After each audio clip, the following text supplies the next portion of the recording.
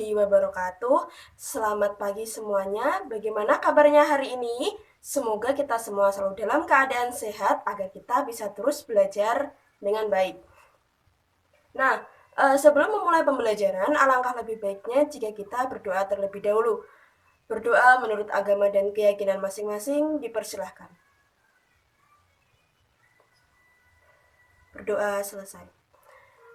Lalu selanjutnya kita presensi dulu melalui Google Form yang telah Ibu kirim linknya. Setelah itu kita mulai masuk ke pembelajaran. Hari ini kita akan belajar tema 3, subtema 1, tema 3 benda di sekitarku, dan subtema 1 aneka benda di sekitarku. Dan masuk pembelajaran yang pertama. Sekarang coba dibuka buku paketnya halaman 2. Ada bacaan tentang benda-benda di sekitar kita. Nah, kita baca bersama-sama. Benda-benda di sekitar kita. Apakah benda itu? Manusia, hewan, dan tumbuhan merupakan benda. Batu, gelas, dan buku juga benda. Dapatkah kamu melihat perbedaannya? Manusia, hewan, dan tumbuhan merupakan benda hidup. Sementara batu, gelas, dan buku merupakan benda mati. Benda adalah segala sesuatu yang menempati ruang dan mempunyai massa. Massa benda diukur dengan cara ditimbang. Manusia, hewan, tumbuhan, batu, dan buku menempati ruang. Benda-benda itu juga dapat ditimbang. Bagaimana membedakan benda dengan bukan benda? Apakah cahaya termasuk benda? Bagaimana dengan panas? Cahaya dan panas bukanlah benda. Cahaya dan panas tidak menempati ruang. Cahaya dan panas tidak dapat ditimbang. Nah, dari bacaan itu, kita bisa melihat apa saja benda-benda di sekitar kita. Tadi disebutkan, manusia, hewan, dan tumbuhan merupakan benda. Dan manusia, hewan, juga tumbuhan tadi adalah termasuk benda hidup. Sedangkan batu, gelas, dan buku juga merupakan benda. Batu, gelas, dan buku adalah benda mati. Nah, benda adalah segala sesuatu yang menempati ruang dan mempunyai massa. Massa itu diukur dengan cara ditimbang. Tadi ditanya, bagaimana membedakan benda dengan bukan benda? Lalu, apakah cahaya dan juga panas termasuk benda? Cahaya dan panas itu bukan benda. Nah, tadi diingat, benda adalah sesuatu yang memiliki massa dan dapat ditimbang. Sedangkan cahaya dan juga panas tidak benda karena cahaya dan panas tidak dapat ditimbang. Sekarang coba amati benda-benda yang ada di sekitar. Mungkin di rumah ada meja, buku, kursi, atau lemari dan juga yang lainnya. Nah, benda-benda dapat dikelompokkan berdasarkan sifat fisiknya. Dilihat di buku paket halaman 3. Nah, sifat fisik benda misalnya ada warna, bentuk, kekuatan, wujud, atau ukurannya. Di situ diberikan contoh, ada tiga sifat fisik benda, yaitu ukuran, bentuk, dan juga warna. Nah, sekarang dibaca. Ukuran. Benda yang ada di sekitar kita mempunyai beragam ukuran. Ada yang besar dan ada yang kecil. Ada yang panjang dan juga ada yang pendek. Di sini terdapat gambar, dapat dilihat. Ada lemari, lalu ada ban, ada juga kursi, dan ada buku. Nah, keempat benda ini memiliki ukuran yang berbeda-beda. Lalu yang selanjutnya adalah bentuk. Benda-benda di sekitar kita mempunyai beragam bentuk. Perhatikan bentuk-bentuk benda di bawah ini. Nah, di buku juga ada beragam benda. Itu ada jam beker, ada papan catur, dompet, batu, figura, dan juga bola. Lalu selanjutnya ada warna. Benda di sekitar kita mempunyai beragam warna. Nah, ada gelas warnanya biru, cangkir, botol tinta, pensil, dan juga penghapus papan tulis. Nah, sekarang kalian perhatikan lagi benda-benda yang ada di sekitar. Lalu tulis nama-nama benda itu di buku, dibuat daftar nama bendanya, lalu nanti dikelompokkan berdasarkan sifat fisiknya. Nah, setelah menulis nama-nama benda tadi, sekarang kita kelompokkan dengan sifat fisiknya. Contoh lemari. Nah, lemari itu berukuran panjang. Tadi ukuran kan ada panjang, ada pendek, ada besar dan juga ada kecil. Nah, lalu bentuk lemari itu apa? Bentuknya balok. Lalu warna lemari adalah coklat.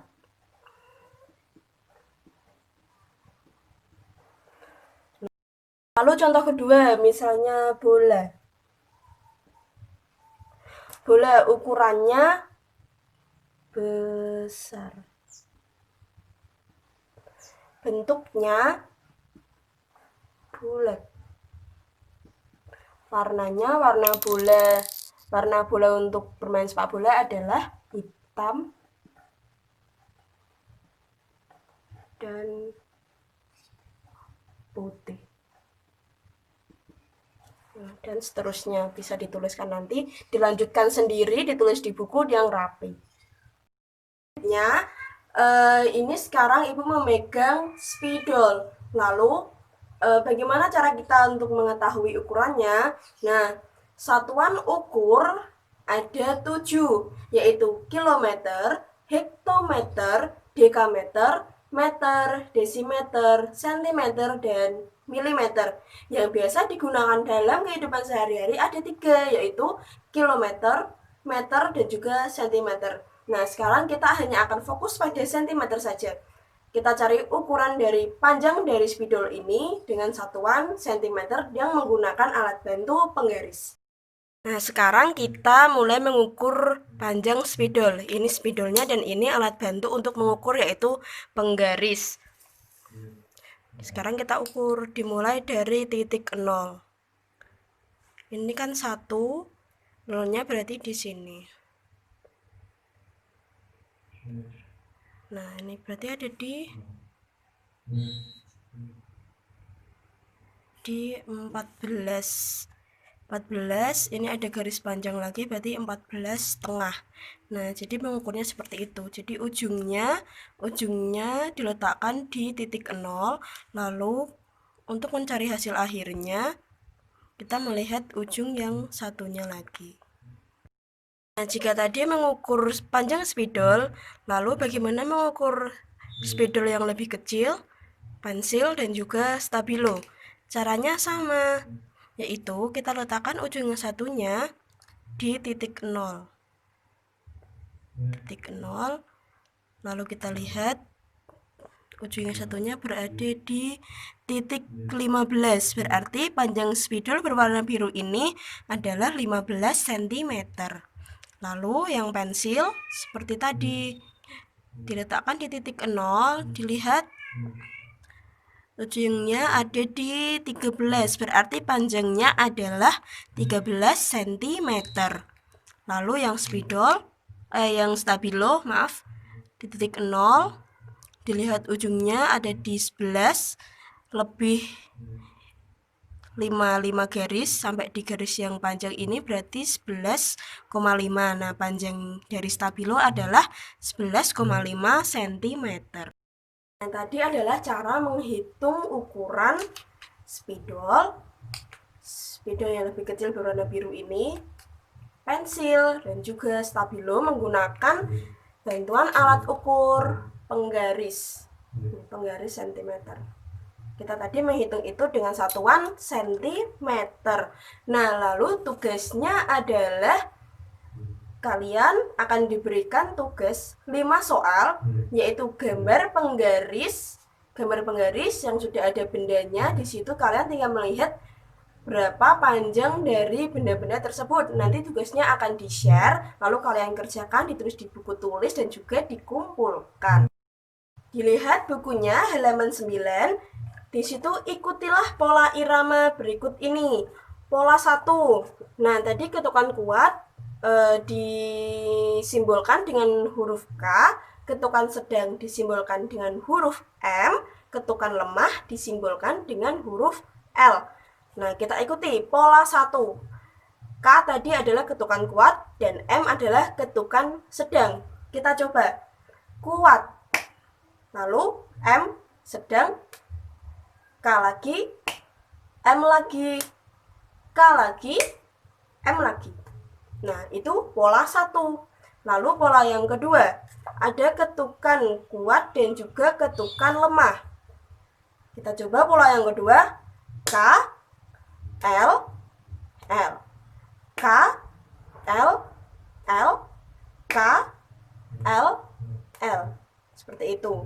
Lalu pola yang ketiga, ketukan kuat, sedang, dan lemah disatukan menjadi satu. Kita coba. K, L, M, L, K, L, K, L, M, N, K, L, M, N. Seperti itu. Paham? Lalu di balik bukunya kita lihat halaman 11. Ada lagu judulnya Teka-teki ciptaan Ibu Sud. Nah, nanti kita coba lagunya dengan menggunakan pola irama. Kali ini pola iramanya hanya sebuah tepuk tangan saja.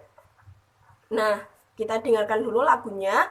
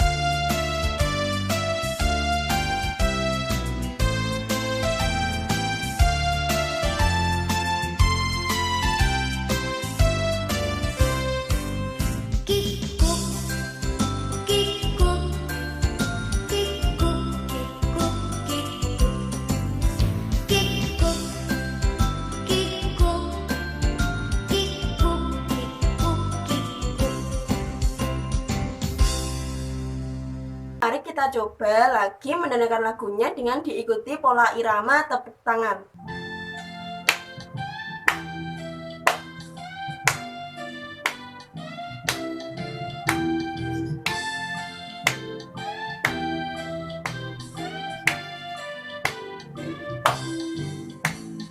Ada sebuah benda selalu menunjuk saja, tidak berkaki, tidak bertangan, tetapi dapat berjalan.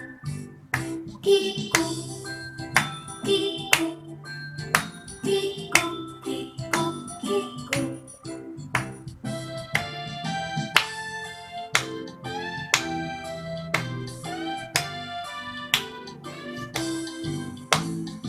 Tidak pernah berhenti, kadang kala berbunyi, setiap masa sehari-hari selalu mengingat.